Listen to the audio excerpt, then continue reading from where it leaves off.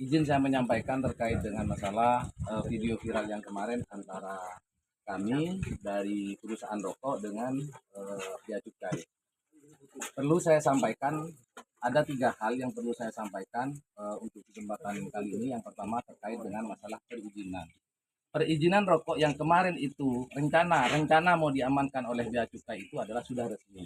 Itu resmi. Resminya di mana? Begini awalnya. Ini saya sampaikan kronologis yang sebenarnya, bahwa yang kemarin itu sebetulnya itu bukan tempat CV Jawara Internasional Jaya, atau bukan pabrik, atau bukan gudang CV Jawara Internasional Jaya. Tapi itu merupakan jadi CV Jawara Internasional Jaya itu adalah induk, kemudian itu adalah gudang 2 awalnya. Kemudian saya sampaikan kepada Bea Cukai pada saat itu bahwa Pak, kami itu bisa ndak untuk pengembangan gudang, karena di sini sudah gak cukup, kebetulan CV Jawara Internasional Jaya itu adalah tempatnya sangat kecil, sehingga saya menyampaikan untuk pengembangan usaha di desa Larangan Tobung, di desa Tobungan. Apakah boleh? Boleh secara hukum. Setelah diizinkan, maka itu ada waktu 6 bulan, katanya itu 6 bulan sambil ngurus dengan PR yang baru. Itu sudah saya sampaikan. Nah, PR yang baru itu namanya PR Ontong Terus. PR Entong Terus itu saya sudah mendapatkan izin dari pemerintah daerah, termasuk dari cukai sendiri. Sekarang itu tinggal itu sudah nama, ini sudah ada semuanya ini. Ini adalah layak fungsinya. Ini adalah pemberitahuan kedatangan mesin. Ini ini pemberitahuan kedatangan mesin. Kemudian ini izin yang tidak kalah penting, ini izin. NIB-nya sudah ada. Mohon maaf, bisa di zoom nanti oleh teman-teman terkait dengan masalah ini. Mohon maaf. NIB izinnya sudah terbit. Ini Desa Tobungan, Kecamatan Kelis, Kabupaten Pamekasan. Izinnya sudah terbit ini. Izin terbit. Tingkat risiko tinggi. NIB izin terbit semuanya. Sudah terbit semuanya. Kemudian ini yang terbitnya itu apa? Ada 2 di sini terbitnya, SKM dengan SKT. SKM itu apa? Sigaret kretek mesin. Artinya boleh kita menggunakan mesin. Yang kedua itu adalah pakai sigaret kretek tangan, pakai tenaga manusia. Ini izinnya.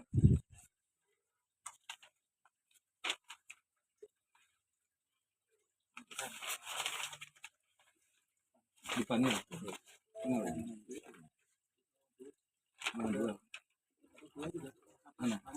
Oh ya, oke. Ini ya izinnya ya. Industri sigaret kretek tangan sudah terbit. Industri sigaret kretek mesin sudah terbit, sudah berizin.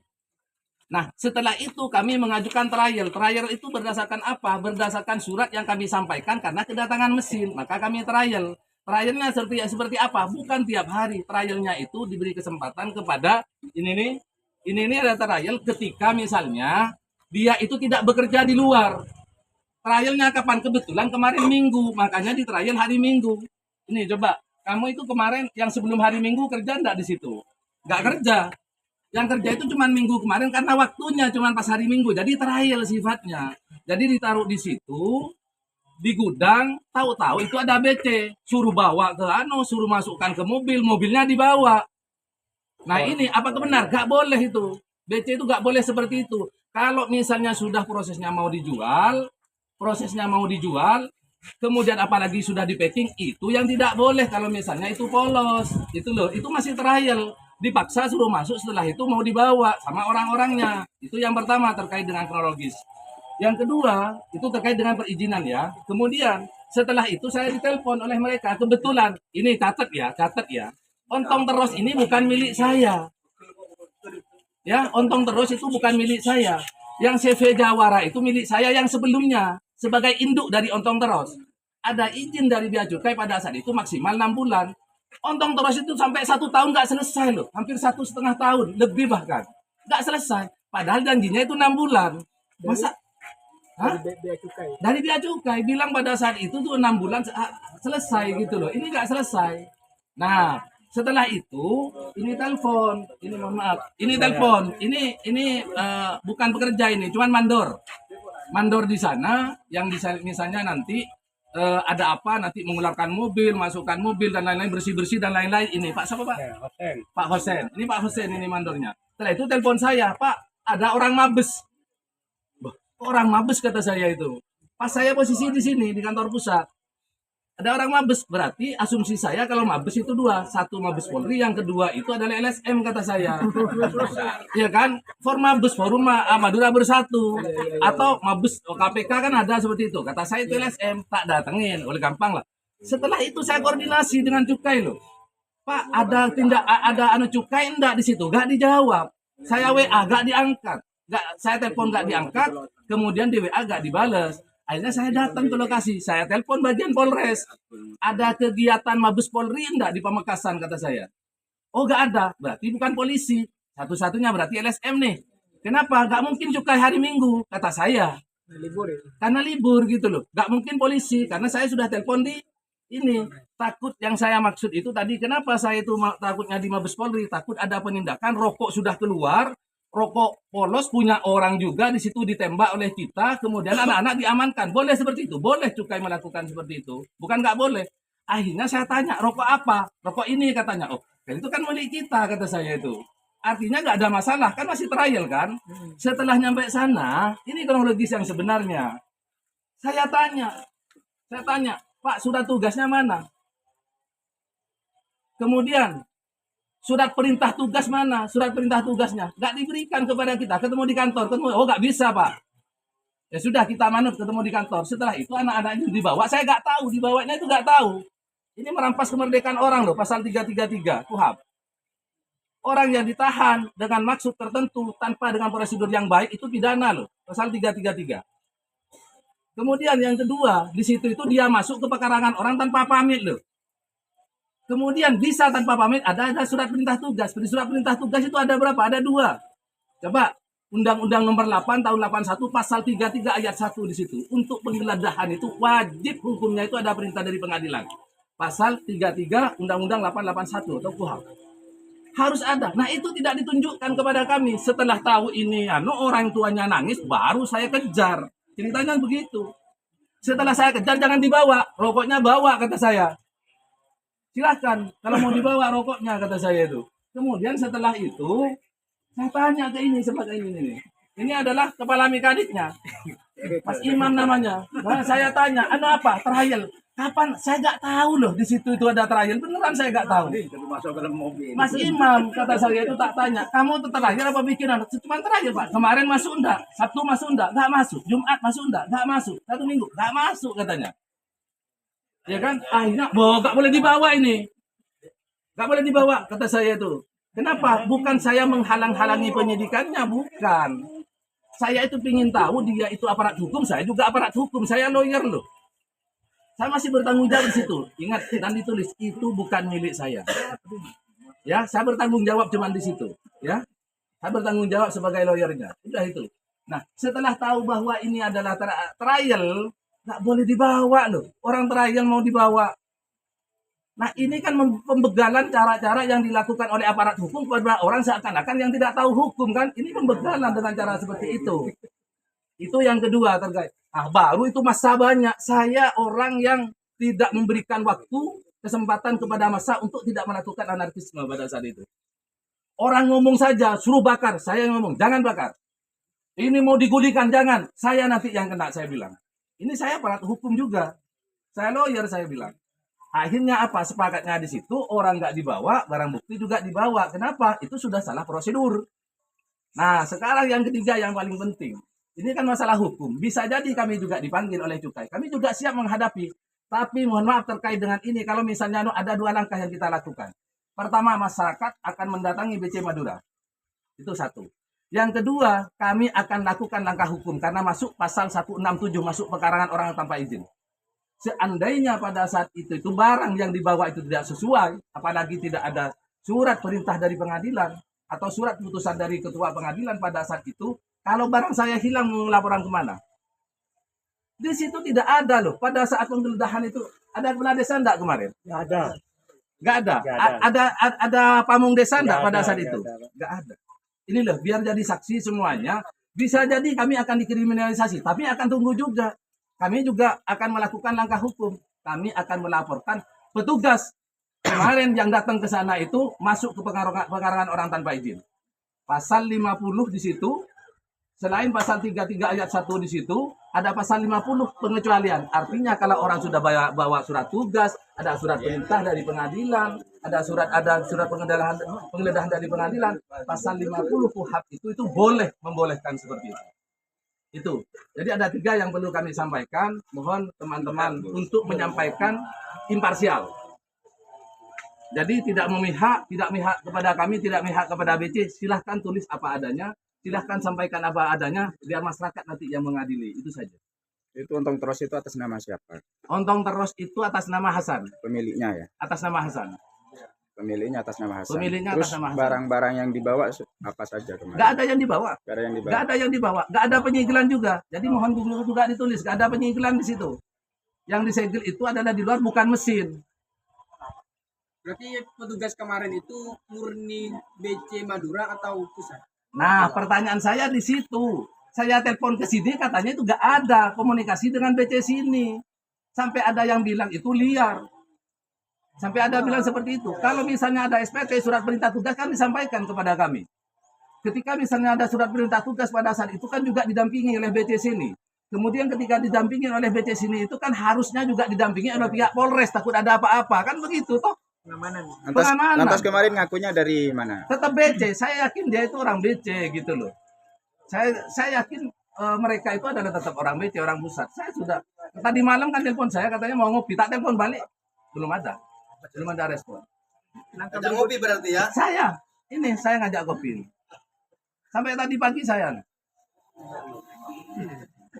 Berarti Saya ngajak kopi, beneran saya ngajak kopi. tidak ada rokok yang dibawa. Nggak ada barang bukti yang Tidak dibawa. ada barang bukti yang dibawa. Pak, langkah selanjutnya yang akan dilakukan. Langkah selanjutnya yang kami lakukan, kami nunggu. Kalau misalnya nanti itu masih melakukan ini, saya akan akan melakukan langkah hukum juga terkait dengan apa yang sudah dilakukan, prosedur apa tidak. Kita akan melakukan mungkin 1 pidana 2 perdata. Udah itu saja. Di video yang kemarin itu yang viral sempat disinggung soal penjualan cukai itu gimana itu ceritanya, Pak? Itu lain hal ya. Cuman saya jelaskan di sini. Nah, kenapa sampai mengarah ke situ? Ini ceritanya. Mohon maaf. Rokok saya sekarang sudah resmi. Ini yang isi 12, ini yang isi 16. Sudah bercukai. Ada yang 20 juga bercukai. Namun dalam hal ini begini. Ada percaya enggak? Semakin kita sadar hukum kita itu semakin mau dilindas. Nggak ada yang percaya dong. Tapi saya membuktikan itu. Contoh, Jawara Internasional Jaya itu bayar pajak tahun 2023 cukai PPN PPH 58 miliar 600. 58 miliar 600. Kalau saya misalnya produksi rokok bodong, saya bisa jadi kaya dong. Ya kan? Namun, ini kenapa rokok kita semakin sadar hukum semakin diinjek? Supaya apa? Ini turun grade-nya. Dari yang bercukai supaya nggak bercukai. Setelah nggak bercukai, pada saat itu kan harus ada komunikasi dong. Itu loh maksudnya. Paham nggak di situ? Paham? Nah, dari posisi sekarang ini saya bayar, ini kan nggak masuk ke perorangan. Ini pakai billing negara nih. Mohon maaf, saya kemarin itu bayar cukai saja, kemarin itu saya bayar 400 sekian juta. Kemarin, hari Jumat. Bisa di zoom teman-teman. Saya ini yang hari Jumat bayar cukai nih. Berapa ini? Tanggal 9 Agustus berapa? 439 juta. Ini adalah cukainya. PPN-nya ini kena 10%. 43 juta PPN-nya. Setelah itu di akhir tahun kena berapa? Kena PPN 10%, PPA 10%. Artinya apa? Selain bayar cukai dan pajak, kita juga bayar pajak PPN dengan PPH. Berapa jumlahnya? 1,2 miliar. Jadi orang-orang yang sudah seperti ini, orang seperti ini yang misalnya mau diresmikan seperti di Ontong Teros seperti itu, diinjak supaya agak resmi. Intinya di situ. Ketika agak resmi, jadinya polos. Ketika polos ditindak, ketika ditindak, main di belakang meja. Intinya kan di situ kan. Intinya di situ. Jadi rokok polos di Madura itu bukan keinginan pengusaha Madura. Berarti biar sama-sama dapat bagian ya. Saya nggak ke sana. Tapi Jadi untuk intinya kalau misalnya, mohon maaf, analoginya begini.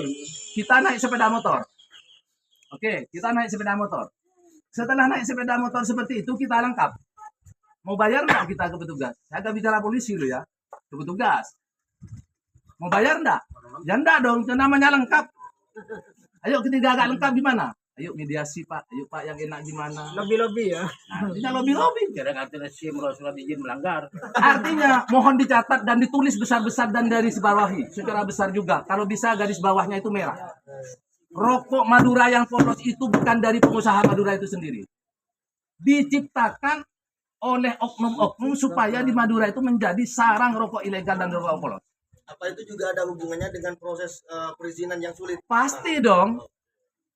Saya yakin di situ. Ayo, saya sebagai lawyer untuk mendapatkan izin saja sampai 2 tahun untuk yang jawara. Yang nonton terus 1,5 tahun. Pertanyaan saya, mohon maaf, orang yang nggak tahu apa-apa mengajukan izin kan pasti lebih dari itu. Atau nggak lebih dari itu, tapi harus ada licin. Oknum yang mendapatkan fee 30 sampai 50 itu bagaimana? Nah, ceritanya itu enggak, keliru itu. 25 35. Di video 30 25. 25 35. 35, oke. Oke. Jadi begini. Saya ini kekurangan pita. Kenapa bisa kekurangan pita? Kurang ajarnya di sini sistem ini. Saya agak bicara bea cukai lo ya, sistem. Ya, saya bicara sistem. Saya kemarin dicek terakhir 137 orang untuk yang di sini itu kretek. Pembagiannya begini, pembagian untuk bea cukai. Setiap 15 orang akan dapatkan 1 ring. Anggap itu kalau dikalkulasi atau di apa namanya itu disetarakan 150 orang. 150 orang harusnya saya dapat berapa? 10 rim kan? Dikasih berapa? Kadang 1, kadang 2. Pertanyaan saya, yang 8 saya dapat dari mana? Nggak dapat dong. Ketika nggak dapat sudah diproduksi, mau dikeluarkan enggak? Wajib dikeluarkan supaya tidak rugi. Orang hukum seperti saya nggak dikeluarkan. Contoh, lihat bentar lagi teman-teman di situ. Ada 1.400 karton. Saya nggak dapat cukai di situ. Kerugian berapa? 7,8 miliar. Lihat di belakang. Nah, ada yang ngomong, Kak, sampean itu akan bisa dapat sekian. Ngikutin saya. Gimana caranya, Kak? Ini akan sampean itu nambah per rimnya 35 juta. Ada yang bilang 25 juta. Itu loh di situ. Apa saya nggak ada rekaman? Ada rekamannya. Itu maksudnya di situ. Jadi saya kemarin sampai mau demo di BC bukan apa itu. Ini loh. Jadi rumusnya ketika kita punya pegawai, mudah-mudahan teman-teman ini ada yang punya pabrik nanti. Amin, amin. Biar tahu rasanya jadi pengusaha, beneran. Berarti permainan Saya- itu di sistem. Nah, saya nggak bicara bea cukai lo ya, di sistem ya. Yang ngomong itu pengusaha apa oknum? Bos jelas pengusaha dong. Wong saya sebagai pengusaha. Setelah itu gini, ketika saya nggak dapat cukai, barang nggak bisa keluar. Tanpa cukai, bodong kan? Iya, bodong. Pilihan yang kedua apa? Beli cukai toh. Kan itu pilihannya. Apakah salah orang yang beli cukai? Gak salah. Meskipun secara hukum pidana. Yang menjual, yang membeli, dan apa misalnya. Ya biaya cukai, ultimum remedium dalam hukum. Ultimum remedium itu apa? Ultimum remedium itu adalah pembayaran denda maksimal bagi pengusaha yang melanggar aturan cukai. Berarti ada gembong buka pita ya?